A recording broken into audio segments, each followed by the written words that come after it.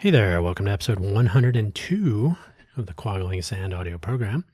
I'm your host, Dan Hugo. We are recording this at 8:03 in the morning, that's a.m. Pacific time here in Greater Vegas on Wednesday, October 22nd, 2025. We publish on Wednesdays, so that works out nicely. Today's episode title, topic, Random Bits, 10. Did you miss 9 other episodes? No. If you're not familiar with Quaggling Sand, the audio program, this is a audio essay program. It's pretty much solo. It's me telling stories, tales, recollections. You may find them interesting, entertaining, educational. Who knows? Who knows why you're listening to this? That's up to you. The term quaggling sand is one I coined when I was very, very young. Definitely the low single digits. It is a technical term, as it turns out.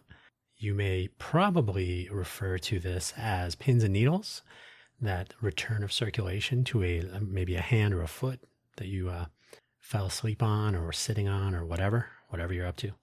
As the circulation returns, pins and needles maybe, but more technically, quaggling sand. It is the return of memories, perhaps, in the context of this audio program, to be mulled over in story form.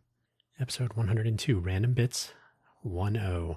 Hopefully, wherever you found this audio program, you're able to locate the episode description, which contains the show notes, including a summary, which looks like one sentence, which I'll read to you.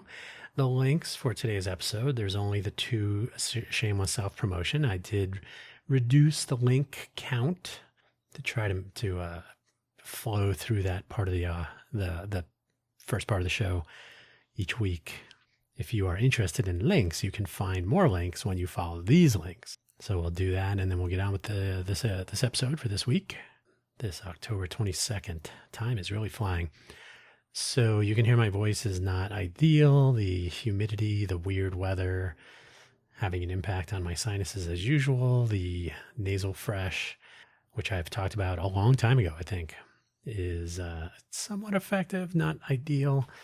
Got to figure this out. Some Sudafed plus something. I don't know. We'll find out. But bear with me today for Random Bits 10. The summary of today's episode is as follows. Still a lot of stuff going on day to day lately. So how about another unstructured wander through time and notions to satisfy today's curiosities? A follow-on to episode 98, Random Bits 01. The links for today's episode. Quaggling Sand has a homepage. Quaggling Sand, no space. Quaggling, Quoggling. How else would you spell it? Sand, S-A-N-D. Quagglingsand.com. You can visit there. I have talked about this, that I'm making the websites look nicer. Hopefully I'll update the page for this one. I really want to get away from committing to the Spotify embedded player, which you will find on there now. So that's going to be on the to-do list. So it'll be a couple of years until I get to that.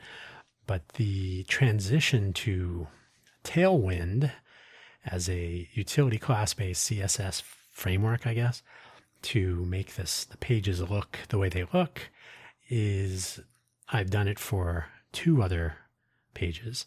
So I'm moving towards the modern era instead of using Bootstrap. So if you know, you know. So we'll see if I can get that up there today as well when we publish this episode, or soon after. But the embedded HTML5 player will be interesting, but I really hope people are subscribing to these shows. I would like to upload all of the episode information, including possibly the show, my notes, my outline that I create for each episode, so that there will be a full record of what I call the primary point of publication. So Spotify will then be like where the audio file can be found, although I'll also have a copy just in case. Spotify is not necessarily completely reliable. If you were around this week, you may have heard about Amazon Web Services, AWS, having a major system outage in the US East 1 region, which I think is that Virginia or Ohio? I think it's Ohio. No, a configuration error. They happen to have transitioned a lot of human employees over to AI like several days before. Not saying that's related. Not saying it is, not saying it isn't. But DynamoDB configuration error, which cascaded into a collection of things. Spotify was one of the affected services. So just in general, I want to, always own your own content. So enough about that. I'll get off the soapbox. Profile page linking everything. That's buymeacoffee.com/DanHugo, a link that has been there for years, probably 5 years. I keep saying probably or maybe or approximately. I should find out at some point, which I will, but not important. It's just been around. It will be around for a while. You don't have to spend any money there, but you'll find links to all of my audio programs and various places to find them. This audio program can be found on Apple Podcasts, Amazon Podcasts, Spotify. There's an RSS feed. We have a YouTube channel. Hopefully there will be more stuff on the YouTube channel. And hopefully when I post this, it won't mark it as private. Sometime later in the day, it does that automatically on its own. Another problem that will never be fixed on the YouTube side. It's the way it is. So I manually flip it over. So if you ever can't find an episode on YouTube, that's probably why. So on that note, let's get into the show so we can all begin our morning whenever you're listening to this. Begin your day, I guess. Get on with your day. If you're on a treadmill, don't fall off. And here we go. Picking up where we left off, sort of. Let's drop into the transition between Horizon Elementary and Royal Palm Junior High. Why am I talking about this stuff? Because these are formative years, as they are for most people. And by the way, I'm totally interrupting myself already. I have said for many years that the best time to introduce young people to the notions of like innovation, entrepreneurialism, stepping outside of your comfort zone, doing interesting things that you may or may not know you're interested in, 7th grade, age 12. Why? Partially because of my own experiences in this time frame, but generally speaking, junior high school in the American school curriculum setup is where students will begin moving between classes, taking elective classes. Typically, there will be more after-school programs, and this is where you'll start to see students participating in robotics programs, chemistry club, chess club. So there's usually, these are also high school clubs and programs and so on. But you'll see junior high school students entering this area. I had an opportunity to meet with a 7th grade class a while ago now. And I think it was 2 years ago, maybe. And it was like, not career day, but it was like, hey, let's talk about what people want to do when they grow up, so to speak. I'm still not sure. Maybe you guys are. So it was an interesting time. But yeah, 7th grade, it's a good time to start talking about thinking outside the box. So So I jumped from grade 6 at Horizon to a completely different school district for grade 7, mostly because the Glendale Elementary School District, where Horizon still is, I think, was weak despite the best efforts of a couple of good teachers, which I have mentioned previously. It was a time to change it up. Now, I did have a few friends from my 5 years at Horizon Elementary. We moved when I was in 1st grade, if you recall, and so basically 2nd grade through 6th grade. I was a Cub Scout, moved on to Boy Scout, never got the Eagle, but I did go camping, went to meetings, or troop meetings. I was the troop librarian for a while. I seem to be drawn to libraries, as I have mentioned a few times in previous episodes. And I know my best buddy Brian was in there. I think Matt Wixon was in there. Gary from Russia. Gary Davidovich, I think it was. I think that's right. Scott, I can't remember his last name, and the Scoutmaster, Mr. Campbell, and his 2 sons, and I can't remember their names, and a few others. We had a pretty reasonably sized Boy Scout troop. Might have been 466, maybe. Can't remember. It was good times. I did enjoy that group, and Mr. Campbell was probably born to be out camping and telling stories and managing inexperienced campers and the whole nine. He was pretty good. That was a good interaction. His sons were okay, but I think I would have to wonder if they were participating out of a sense of obligation, since their dad wanted to be a scoutmaster. You probably have to have at least one kid in the troop to do that. I don't know. Never explored that beyond what I just said just now. When I switched schools, I stayed in touch with my Horizon connections for a while. But because I was spending more time on the school commute, it was much farther away than half a mile. And I had a whole new world to figure out over there with new people and classes, and I didn't know anybody. Different curriculum. And of course, now that we're entering 7th grade, we're switching classes and so on. It was just different. The distance grew with the old crew. Eventually, we just didn't hang out anymore the way it was. So I totally lost track of all of these. I just mentioned 2 that I was friends with, and then the other true people, I didn't stay in touch with anybody really, to be honest. The distance is what it was what it is. I don't know. But yeah, any of the friends that I had in elementary school, distant memories. One of the distractions of Royal Palm, I was in base classes because they had no idea who I was. So like normal curriculum, nothing special. Not that I am special. Maybe I am. I don't know. I had no track record though with the Washington elementary system. So I found myself finishing up the math or the science and getting back into board mode. Nobody sent me on errands, but that was probably good. But I would be done sitting there counting holes in the ceiling. One time I was in a math class, I finished the test and I was basically listening to people with the sniffles because it was, the weather was turning in Phoenix.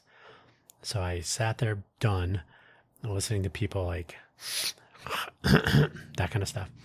Yeah, that was a good time. Am I in the right classroom? Well, luckily it didn't go the same way it did at Horizon where they were like, too bad. I took a test. Let me fix one typo. Took is spelled with a K. Oops.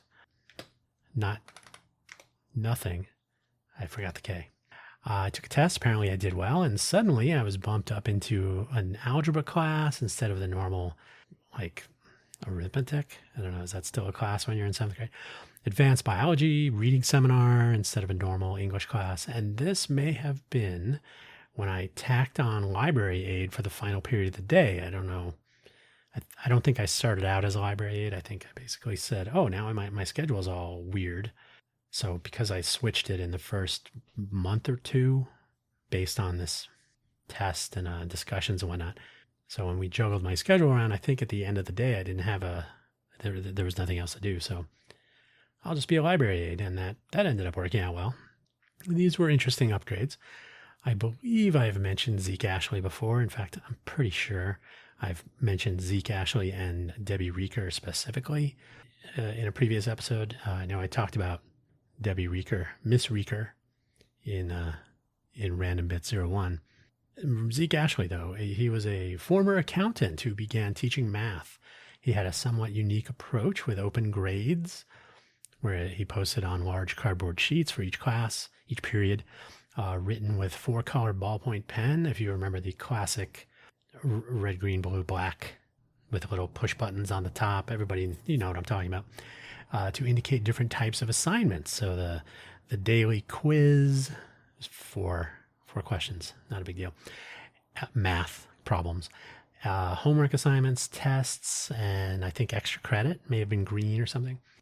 Pizza parties for the class that did the best per interval. And I don't think it was monthly or whatever. I think it was actually based on a point total. I remember there being thermometers on the wall for each period, and ours was always rolling over. So it was probably somewhat unfair since first period algebra, the class I was in, wiped out all the other classes all the time. And he would stay after class, Zeke Ashley would. That was not his original given name. His name was Barry Michael Ashley. He added on the Zeke, said it fit his personality better. So Zeke, Barry Michael Ashley. He would teach people how to juggle. If you search for Zeke Ashley, in fact, you can search for Zeke Barry Michael Ashley if you want to dial it in all the way. You will still find some juggling references. I think I haven't done it in a while, but I think he's still online somewhere. He did pass away a long time ago, which is it's unfortunate. He's juggling somewhere, but he was seriously into juggling, like really. So I learned how to juggle. I'm fairly certain I've mentioned Robert Foster, our advanced biology teacher, and sometimes Smitty's butcher. I know I've mentioned that. He made learning biology fun and somewhat technical. We spent a lot of time on cell division, on animal kingdom classifications, kingdom, phylum, class, order, family, genus, species. We can add in Catherine Wolfe with 2 Fs for reading seminar, and this was a class in charge of publishing our school newspaper, which I have described in a previous episode. I would typeset the paper on the Wang terminal in the nurse's office, of all places, and then we would paste up camera ready printouts. It was an interesting learning experience. We learned a lot more about literature and writing about it than I had in all the previous years. So this was definitely a change of pace in general, as was advanced biology, as was algebra. So this was definitely maybe moving into where I should have been, or however we want to look at it. But that's okay. That's how learning works. You figure it out. In fact, these three teachers I just mentioned, Zeke Ashley, Robert Foster, and Catherine Wolf, probably doubled the rate of teaching I had encountered in my errand running past. Luckily, I was self-driven for some of the weaker years, so I did a lot of encyclopedia work. But this was a net positive, especially these three teachers. But all the teachers at that school were generally better for the most part. So I had just had a better time. Junior high school was 2 years in this case. So I think in some places it's either 6, 7, 8, or 8, 9, 10. So high school is 3 years, or however that works. But in Phoenix, in that school district, grade 7 and 8. So for grade 8, I was taking geometry at Washington High School, since they didn't have a geometry class at Royal Palm. I was there in the mornings with Mike Wheeler and Kevin Kahn. So we would carpool in the morning to the high school, do the classroom in the morning with, I think his name was Raul Lujan, the math teacher. He was pretty old then, so he's probably doing geometry with Zeke somewhere, or juggling. Then catch a city bus with it was less than a mile. Maybe it was half a mile, but it might have been half a mile. I can't remember if Washington is on Northern or Glendale. It's probably on Northern. Could I look it up? Sure. Am I going to? Not important. So we'd catch the bus in the morning. We'd walk to the bus stop on 19th Avenue, and we'd basically take one bus from that corner to Royal Palm, also on 19th Avenue. Student tokens were 45 cents back then, so, I mean, why not, right? 45 cents, 5 days a week, piece of cake. And we would jump into Zeke's first period as teacher aides on the schedule. That was our official class. And then I was still a library aide at the end of the day, so I was a TA often. This made a missed bus easier to deal with. We didn't really have to be in the classroom. So we had some slack, for example, and we didn't have a math class at the school anyway. So being a TA instead of having a math class, that was fine. There was another advanced science class that was more physical sciences, and I've talked about this before also.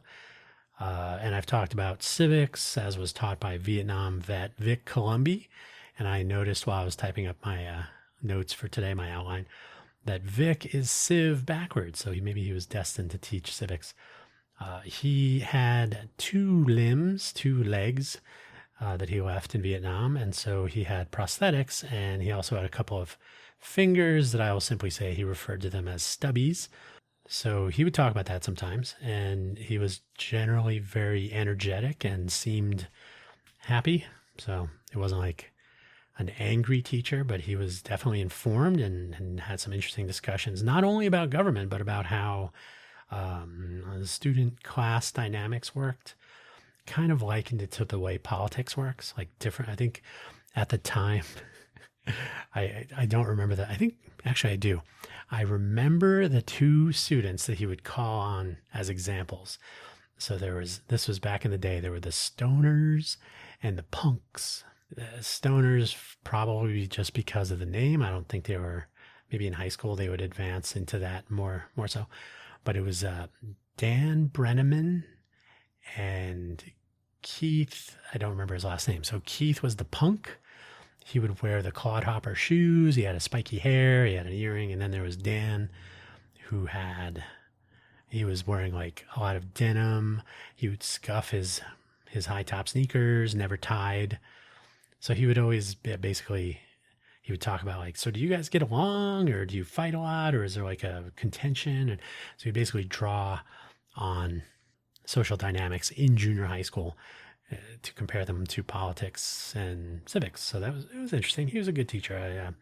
He also is no longer with us, probably juggling, doing geometry, or picking on different groups of students somewhere else.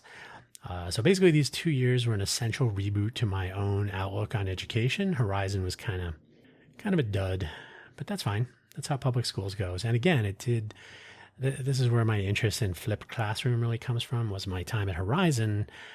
left me a lot of time to learn on my own, which I think I did.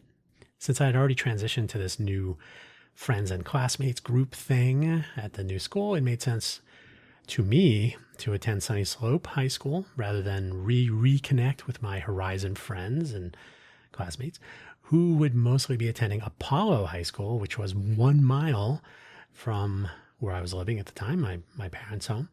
So I could have walked to school, but no, Sunny Slope had Air Force ROTC, JROTC, I should say. Apollo had Navy, if I recall correctly, and I'm pretty sure that's correct. So getting, which I misspelled without the I typo, and the spell checker did not catch that. That's very weird. Anyway, side note. So they would mostly be attending Apollo High School. So Sunny Slope had the ROTC. So getting a variance to attend Sunny Slope was pretty easy. And as an added bonus, my sister, who would be attending a different junior high school, and I think it was Palo Verde, would attend Apollo, and all the while avoiding being known to the teachers at both of these schools as my sister. This, as it turns out, can be really stifling to always be, oh, you're Dan's sister. It's a great reason to have related kids go to different schools. Everybody wins. So if you're listening to this and you have young kids, just know that can be a thing. You should look into it. You should be able to stand on your own, not be given or you'll either benefit or it'll cost you to be related to someone else, right? Oh, you're so-and-so's brother or sister. I already know what to expect. No, you should not. We're actually different people. It's funny to me. Until I eventually had a vehicle to drive, and I've already told some of the 1970 Volkswagen Bug story in previous episodes, I was catching a city bus to high school, which was a straight shot east from home to school on Olive Avenue in Glendale, which turned into Dunlap Avenue in Phoenix. Sunny Slope High School was located on Dunlap Avenue and essentially Central Avenue. So 43 blocks, 47 blocks, somewhere in there. A quick loop through the mall, and except for one time, it did not show up. It worked out great. I think it was a 20-minute ride, although that's if I caught I think it was the 7 a.m. bus, which was supposed to get there at 7:30, 7:20. But I think because rush hour was just starting, it would run a little bit late. And then when it did show up, I didn't get to school until 8 o'clock. So I was a few minutes late for first period, which luckily was my ROTC class. That one time was a good lesson. I began catching the bus before that one. So I always had a fallback. And this led me to arriving on campus at about 7 a.m. I would catch the bus at 6:30, 6:20, I think it was. So it wasn't actually, it was probably more like 6:45. Before 7. So it was at least 1 hour before school started. And this was kind of weird. I'm sure anybody that was spying on the campus would say, why is this kid showing up so early? I was in AFJ ROTC, which would play a substantial role in my high school experience, to be sure. First period in my first year, and getting in early seemed to somehow draw the instructors, at the time Sergeant McMillan and Colonel Heileman. It would draw the instructors in earlier than normal, so they started showing up closer to 7. I think they were getting there at 7:30ish probably, but they would get there at 7. I'd be waiting. I would hang out outside the classroom usually, because what else am I going to do? I think the cafeteria would open at 7:30 for breakfast if you were getting breakfast before school, if you wanted.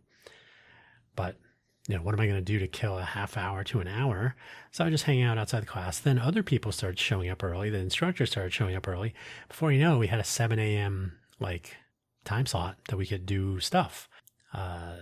Over time, people started showing up, and we would have before school activities. There was drill team and color guard, so there was practice for those. Whatever we wanted to do. It was actually pretty convenient, and it was nice to have other people around and not just wander around campus killing time in the dark when it was winter by myself. I think the football team would come in and practice, so that was one source of entertainment. But generally speaking, it was interesting to have more people showing up for 7.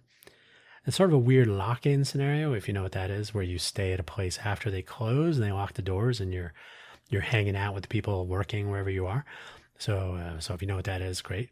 But basically showing interest. So in this case, it was before, and it was the unlock-in scenario. They would open open the classroom at 7 instead of having to wait. So we'd hang out. We had a classroom and an office connected through a pass-through door. So, interesting. Basically, showing interest can draw interest out of others, and we actually turned an hour before school into something useful. So that was a nice life lesson, perhaps. Now, I'm not going to step through every aspect of high school, of course. I've talked about labs recently and the importance and value of the practical science experience with hands-on work in those laboratory classes. And of course, the chem and physics teacher, Mr. Jack Trudeau, truly good at his job, to say the least. Geraldine Garrity on calculus, the first year the class was offered at Sunny Slope, and a classroom full of students from Zeke's class at Royal Palm. So I knew, we all knew each other. So that was fun too. Looking back, I think I attended this school, including the occasional issue catching a city bus to get there, was another good choice. Before being a public high school, the curriculum was reasonable. The teachers were pretty good. I exhausted their math in the first year. So my sophomore, junior, and senior years, I forgot it all. The teachers were pretty good in general. And the student body was interesting and accomplished. They were actually pretty motivated. So pretty good school, pretty diverse. I don't mean, as you might mean, I mean different types of people. We actually were substantially not integrated, I guess you could say. I will say Marty Whitfield and Lili Fu. So I should not be able to name the two students that stood out in the class photo, but that's the nature of the thing back then. But I don't know. I'd like to think that we could have learned more with a little bit more of a intermingly student body, but that's the way it was. So, but yeah, I'm not going to step through all this. And specifically, the first year, I'm sorry, Mr. Jack Trudeau, I mentioned calculus. Yeah. Zeke's class. The teachers are pretty good. For better or worse, I have stayed in touch with essentially 0 high school classmates. So for as good and useful and educational an experience as it was, and a good choice to change, to sort of remain connected to the student body that I had established a relationship with in junior high school, I keep in touch with none of them today. It's the way the world is. A small caveat, I actually did hear from several classmates around the time of I think it was the 25th reunion was coming up, and that was a long time ago. I got a lot of Facebook messages from people I had not heard from forever, and it was Facebook, so you can tell it's a long time ago, with a tone of familiarity. Hey, I haven't heard from you in a while. How's it going? Are you going to come to the reunion? They were motivated to get more attendees to commit to the reunion event. I did not attend. And strangely, I did not hear from any of these people after the reunion. Do I feel guilty not staying in touch with this crowd? No. There are other people in the world. We need not remain in contact with all of them. That's been my policy in general, especially in the last year or two. I've basically said, you know what? I'm not going to stay in touch. If people reach out to me, if they want to contact me, sure. That's interesting, perhaps. My least favorite thing in the human condition. Hey, I'm going to come to Vegas. You still live there, right? Yes. So do you need something from me? Do you expect me to run an errand for you or be your tour guide oh no, can you just tell me some good restaurant? I've gotten all those. The take home, if you're not going to contact me when you're not coming to Vegas, then don't contact me when you are coming to Vegas. 40 million people come here. You don't have to be, you're not doing me a favor. I know that sounds really glib, but welcome to me.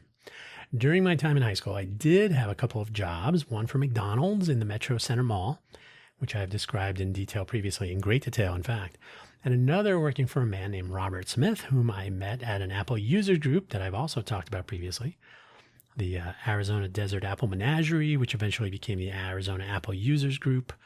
That was good. I've talked about how the users group seem to have kind of faded a little bit. It was good times. It was very educational.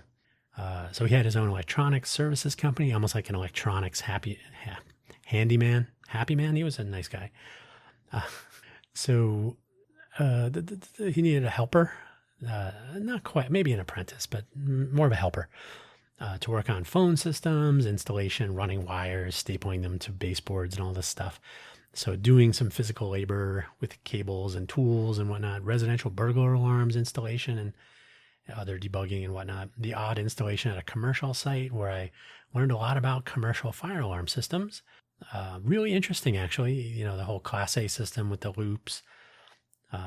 These should actually be standard in all homes, right? That's another story for another time.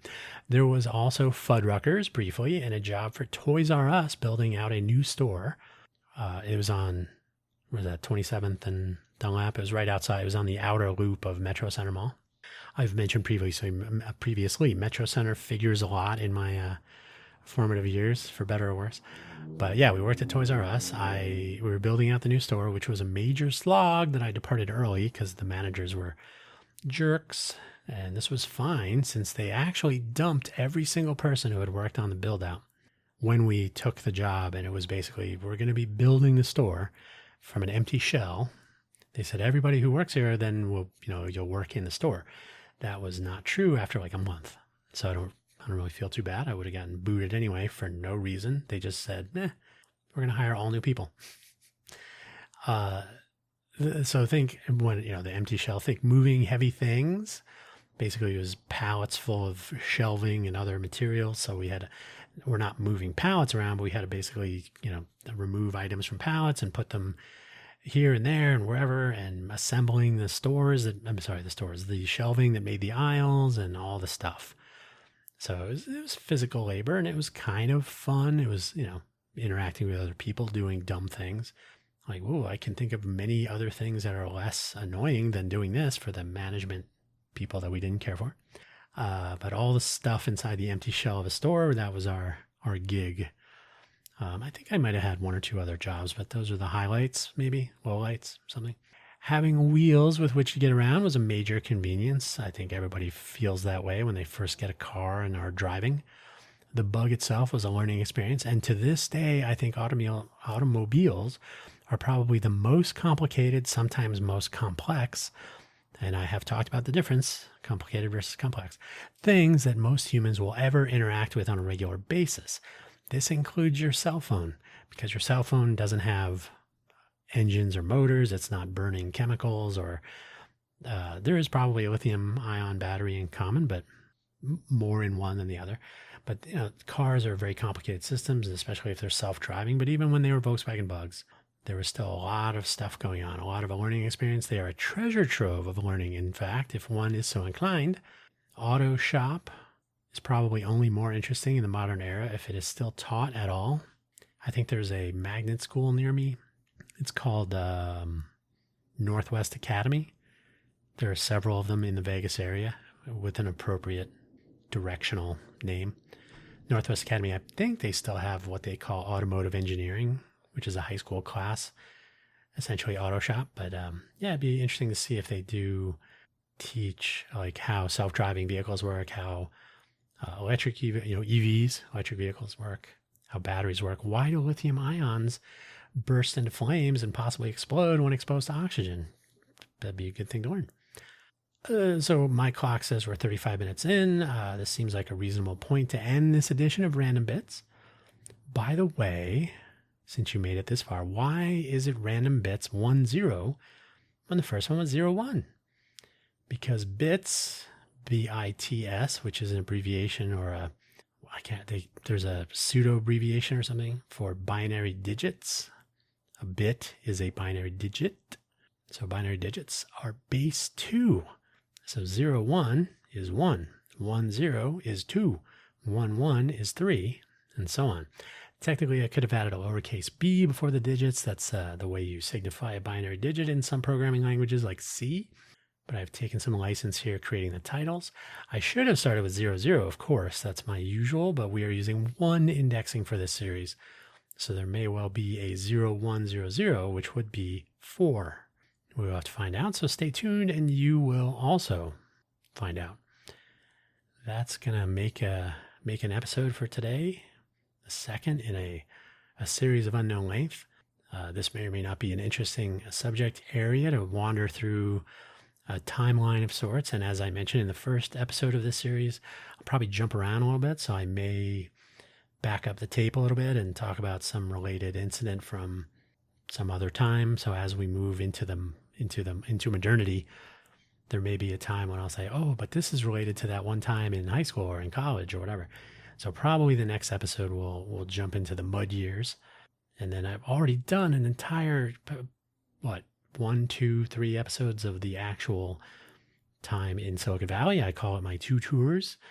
I was there from 1993 until 2001 and 2005 to 2013, with a little window in the middle to return to the Phoenix area and see what I was missing out on. There you go. But that'll do it for today. Thank you so much for listening, as always. And don't forget to check out websites and be patient as I migrate to a new design system. The Tailwind stuff is new to me. I do not fancy myself a web designer. Web developer, fine. But the designer part, some of you may know that designing is much more visual, much more aesthetic, much more practical.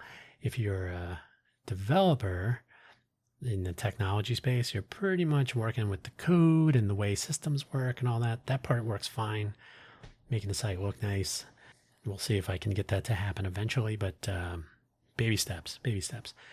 So there you go. Thank you for listening, as always. Don't forget to check out the various other episodes of different audio programs that I produce each week. Those are all available on the, just so I can remember it, profile page, linking everything, buymeacoffee.com/DanHugo. You don't have to spend any money there, but I do have links to everything there. It's been up for many years. I use it as a sort of an anchor point, so you can too. Take it easy. We'll catch you next week or tomorrow, depending on which episode of what you would like to listen to next. Bye-bye.